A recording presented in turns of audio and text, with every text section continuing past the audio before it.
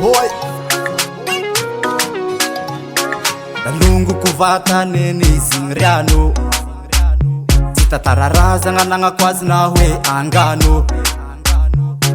Tahava kuvatane anizinkele Timishi fakafahana eruina tia kilkele Fatafa fianyani henanizo italasha nyavo Natoni sharisi fantasia betenga famaluto kanzo Fatafa fianyani henanizo italasha buha Nata kaluno vula makarena riani nefilungua Miavuda miavu anoriano Lungu no morian sapir na wachano Miavuda miavu anoroke Fitabatenga na utibishta fawase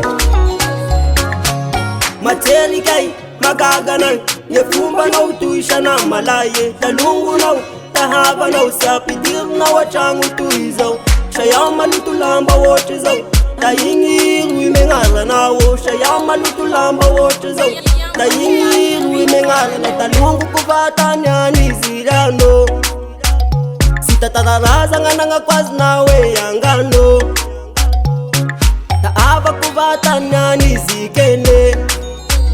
Simba mishifaka fana Rwanda de kelkele Miavuda miavu anoriano Nungu na maran sapir na wachango Miavuda miavu anoroke Yabatenga no titishta fawase Tenga munditani kutiara sarete Andwande no mana pa pismet si hete Tenga munditani misembundi siambande Andwande mikuruta ke pismet milande Tenga munditani fekaras fidinga Andwande no mana pa pismet shahira Kamyavu anoriano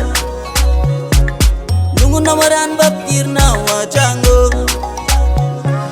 Miavu anoriano Lungu na maran septir na wachango Miavu anoroke Fitabatenga na tuitista fawase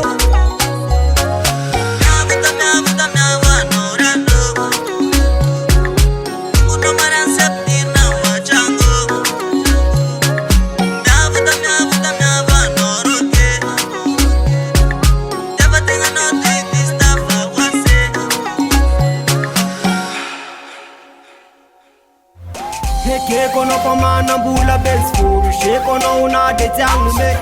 Marna patupun bobe lungu na ukatakalu la mode Heke kono pamana bula belsfuru